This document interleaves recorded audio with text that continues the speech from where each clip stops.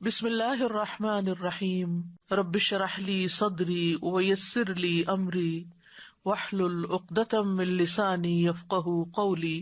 صحبت اور غسل جنابت۔ صحابہ کرام رضی اللہ عنہم کے درمیان غسل جنابت کا ایک مسئلہ زیر بحث آیا۔ ایک گروہ کہتا تھا کہ غسل صرف دخول پہ فرض ہو جاتا ہے، انزال شرط نہیں، یعنی واٹر ڈسچارج جو ہے وہ ضروری نہیں۔ دوسرا گروہ بیان کرتا تھا کہ وجوب غسل کے لیے دخول کے ساتھ انزال بھی شرط ہے۔ یہ طویل مباحثہ کسی فیصلہ کن صورت پر منتج نہ ہوا۔ آخر قرار پایا کہ ام المومنین حضرت عائشہ رضی اللہ عنہا سے دریافت کیا جائے۔ حضرت عائشہ نے کہا کہ رسول اللہ صلی اللہ علیہ وسلم نے فرمایا، اذا جلس بین شعبها الاربع ومس الختان الختان فقد وجب الغسل۔ جب مرد عورت کی چار شاخوں کے درمیان بیٹھ جائے اور اس کا محل ختنہ عورت کے محل ختنہ کے ساتھ مس کرے تو غسل واجب ہو جاتا ہے۔ تو مسئلہ یہ ثابت ہوا کہ صرف دخول پر ہی مرد اور عورت جنبی ہو جاتے ہیں اور ان پہ غسل واجب ہو جاتا ہے، انزال یعنی منی کا نکلنا شرط نہیں۔ جنابت کے احکام۔ وجوب غسل کی حالت کو حالت جنابت کہتے ہیں۔ وجوب غسل یعنی جب غسل واجب ہو جاتا ہے تو اس حالت کو جنابت کہتے ہیں۔ جنابت کا لفظ جم سے، جم پہلو کو کہتے ہیں، بچنا۔ مندرجہ ذیل چار حالتوں میں مسلمان مرد اور عورت پر غسل کرنا فرض ہو جاتا ہے۔ نمبر 1، جوش کے ساتھ منی خارج ہونے کے بعد، اس میں احتلام بھی داخل ہے، یعنی کوئی ایسا خواب آئے یا ویسے۔ نمبر 2، صحبت کے بعد یعنی سیکشول انٹرکورس کے بعد۔ نمبر 3، حیض کے بعد۔ نمبر 4، نفاس کے بعد یعنی بچے کی پیدائش کے بعد۔ اس میں یاد رکھیے کہ بہت سے لوگ پوچھتے ہیں کہ اگر خواتین انٹرنل چیک اپ کرواتی ہیں تو کیا اس سے غسل واجب ہوتا ہے؟ تو کوئی غسل واجب نہیں ہوتا جب تک کہ ان چار چیزوں میں سے کوئی چیز نہ ہو۔ اس میں یاد رکھیے کہ بہت سے لوگ پوچھتے ہیں کہ اگر خواتین انٹرنل چیک اپ کرواتی ہیں تو کیا اس سے غسل واجب ہوتا ہے؟ تو کوئی غسل واجب نہیں ہوتا جب تک کہ ان چار چیزوں میں سے کوئی چیز نہ ہو۔ صرف منی خارج ہونے سے بات نہیں، بلکہ جوش کے ساتھ منی خارج ہونے کے بعد غسل واجب ہوتا ہے۔ رسول اللہ صلی اللہ علیہ وسلم نے فرمایا، جب تم عورت کی چار شاخوں کے درمیان بیٹھ کر صحبت کرو تو تم پر غسل واجب ہو گیا اگرچہ منی نہ نکلے۔ آپ نے غور کیا ہوگا کہ طہارت کے مسائل بہت تفصیل کے ساتھ اور اپنے اندر بہت ڈیٹیلز رکھتے ہیں، اور بہت سے موضوعات ایسے ہیں کہ جو انسان کی ظاہری زندگی نہیں بلکہ اس کی نجی اور ذاتی زندگی سے متعلق بھی ہیں، لیکن اس طرح پبلکلی ان کو پڑھانا اور ان کو سکھانا یہ بھی ایک ضرورت ہے، کیونکہ آپ صلی اللہ علیہ وسلم نے انصار کی خواتین کی تعریف کی کہ انصار کی خواتین کتنی اچھی ہیں جنہیں حیا دین کا علم حاصل کرنے سے نہیں روکتا۔ تو سوال یہ پیدا ہوتا ہے کہ آخر اتنی تفصیلات کیوں؟ اور بعض لوگ اس کو ناپسندیدہ قرار دیتے ہیں، تو ایسا کرنا ناسمجھی کی علامت ہے۔ ہم دیکھتے ہیں کہ انسان اگر اللہ کے بتائے ہوئے طریقے کے مطابق زندگی بسر کرتا ہے تو اس میں خیر ہی خیر ہے، اور وہ صرف خیر اس کی اپنی ذات تک نہیں رہتی، بعض اوقات دوسروں کی بھلائی کا ذریعہ بھی بن جاتی۔ عورت کو بھی احتلام ہوتا ہے۔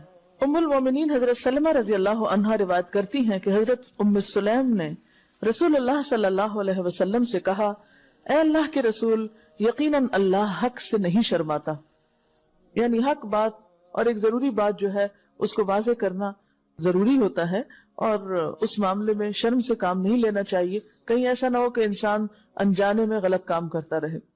تو یہ کہہ کر انہوں نے مسئلہ پوچھا، کیا عورت پر غسل ہے جبکہ اس کو احتلام ہو؟ آپ نے فرمایا ہاں، لیکن جب پانی کا نشان دیکھے یعنی منی دیکھے۔ اس پر حضرت ام سلمہ نے شرم سے منہ چھپا لیا اور عرض کیا، اے اللہ کے رسول، کیا عورت کو بھی احتلام ہوتا ہے؟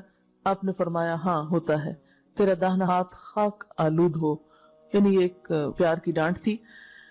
اور اس میں ہو سکتا ہے کہ مزاج کا فرق ہو، بعض خواتین کے ساتھ ایسا نہ ہو اور بعض کے ساتھ ایسا ہو، لیکن اس میں جو اصل چیز ہے وہ ایکسیسو واٹر ڈسچارج ہے۔ اس میں کہیں ایسا نہ ہو کہ لیکوریا وغیرہ کے ساتھ اس کو ریلیٹ کر دیا جائے، دونوں چیزوں میں فرق ہے۔ اور احتلام جو ہے وہ سوتے وقت ہوتا ہے، یعنی سو کر اٹھنے پر اگر انسان اپنے کپڑوں پر زیادہ ڈسچارج دیکھے، خواہ کوئی خواب یا کوئی فیلنگ یاد نہ بھی ہو، تو پھر غسل کرنا ضروری۔ معلوم ہوا کہ عورت یا مرد نیند سے اٹھ کر اگر تری یعنی نشان منی دیکھیں تو یہ احتلام کی علامت ہے، لہٰذا ان پر غسل کرنا فرض ہو جاتا ہے۔ اور اگر احتلام کی کیفیت انہیں یاد ہو لیکن نشان نہ پائیں، یعنی خواب یاد ہے لیکن کوئی سامنے علامت نہیں، تو غسل فرض نہیں ہوگا۔ ایسی صورت میں شک کی ضرورت نہیں ہے کہ نہیں میں نے خواب دیکھا اور مجھے خواب بالکل صحیح یاد ہے تو مجھے نہانا چاہیے. نہیں، محض خواب پر نہیں نہایا جائے گا جب تک کہ فزیکلی کوئی ایسی چیز سامنے دیکھی نہ جائے. حضرت ام سلمہ روایت کرتی ہیں کہ میں نے کہا اے اللہ کے رسول صلی اللہ علیہ وسلم، میں اپنے سر کے بال خوب مضبوط گوندتی ہوں، کیا میں انہیں غسل جنابت کے وقت کھولا کروں؟ آپ نے فرمایا ان کا کھولنا ضروری نہیں، تیرے لیے یہی کافی ہے کہ 3 لپ پانی اپنے سر پر ڈالے، پھر اپنے سارے بدن پر پانی بہائے، پس تو پاک ہو جائے گی. یعنی بالوں کی جڑیں بھیگنا، سکن بھیگنا ضروری ہے، سارے بال کھولنا ضروری نہیں ہے. جنبی کے بالوں کا مسئلہ. حضرت عائشہ کو خبر ملی کہ حضرت عبداللہ ابن عمر عورتوں کو غسل جنابت کے لیے بال کھولنے کا حکم دیتے ہیں. فرمانے لگی ابن عمر پر تعجب ہے، انہوں نے عورتوں کو تکلیف میں ڈال دیا، وہ انہیں سر منڈوانے کا حکم کیوں نہیں دے دیتے؟ یہ حضرت عائشہ کی ڈانٹ تھی. یعنی وہ یہ تو کہنے کہ عورتیں بال کھول کھول کے نہائیں تو وہ پھر سیدھا یہی کہیں کہ عورتیں بال منڈوا لیں. میں اور رسول اللہ صلی اللہ علیہ وسلم ایک ہی برتن میں غسل کرتے اور میں اپنے بال کھولے بغیر سر پر 3 چلو سے زیادہ پانی نہیں ڈالتی تھی. معلوم ہوا کہ غسل جنابت کے لیے بال کھولنے کی ضرورت نہیں، مگر یہ حکم صرف غسل جنابت کا ہے. غسل حیض کے لیے بالوں کا کھولنا ضروری ہے کیونکہ وہ مہینے میں ایک دفعہ ہے. حضرت عائشہ سے روایت ہے کہ انہیں رسول اللہ صلی اللہ علیہ وسلم نے غسل حیض کے لیے فرمایا اپنے بال کھولو اور غسل کرو. اس میں آپ دیکھیے کہ دونوں چیزوں میں فرق کیوں ہے، دونوں کی نوعیت فرق ہے. اور حیض جو ہے وہ ایک نجاست کی کیفیت بھی ہے نا، قل ہوا اذی، تو اس کے بعد نہانا اور نہا کر خوشبو لگانا خاص طور پر اس کا سارا حکم آتا ہے. لیکن غسل جنابت میں نجاست کی وہ کیفیت نہیں ہے. یعنی حیض کا خون اور منی جو ہے ان دونوں کے حکم میں بھی فرق ہے، ٹھیک ہے نا. بعض علماء کے خیال میں جو منی ہے اٹسیلف وہ ناپاک چیز نہیں ہے. اگر کسی کپڑے وغیرہ کو لگ گئی تو وہ کپڑا ناپاک نہیں، اگر اس کو خشک ہونے پر کھرچ کے صاف کر دیا جائے تو کپڑا صاف ہو جائے گا. لیکن خون حیض پر آپ صلی اللہ علیہ وسلم کیا فرمایا؟ چٹکیوں سے مل مل کے اس کو صاف کر کے دھوئے. تو ان دونوں میں بھی فرق ہے، لہٰذا ان دونوں کے بعد نہانے کے حکم میں بھی فرق ہے. ایک میں بال کھولے جائیں گے اور بال بھی دھوئے جائیں گے اور بالوں کی جڑیں بھی دھوئی جائیں گی، جبکہ دوسرے عام غسل جنابت میں بال کھولنا اور پورے بال دھونا شرط نہیں. بہت سی بچیاں ایسی جن کی شادی ہوتی ہے اور اس کے بعد انہیں ان مسائل کا پتہ نہیں ہوتا، یا تو وہ شرم کے بارے نہاتی نہیں، یا نہاتی ہیں تو پھر وہ پورے بال دھو دھو کے سکھانے میں اور ان چیزوں میں اتنا وقت ضائع کر دیتی ہیں کہ پھر بعضوں کا شوہر کی نافرمانی اور آپس کے تعلقات میں ٹینشن، لوگوں کا خوف. تو اگر دین کا صحیح مسئلہ پتا ہو تو انسان ان تمام مشقتوں سے بچ جاتا ہے اور ایک نارمل روٹین کی لائف گزار سکتا ہے.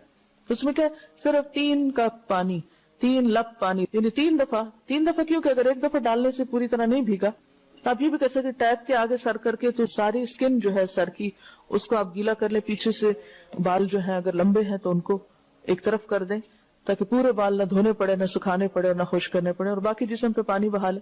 دوسری صورت یہ ہے کہ مگ میں پانی لے کے تو اس کو آپ تھوڑا تھوڑا کر کے پورے کو ایک دفعہ کریں، پھر اس کے بعد دوبارہ کریں اور تیسری دفعہ رول کر کے بالوں کو پیچھے سے شاور کیپ ڈال لیں اور باقی جسم پھر دھو لیں.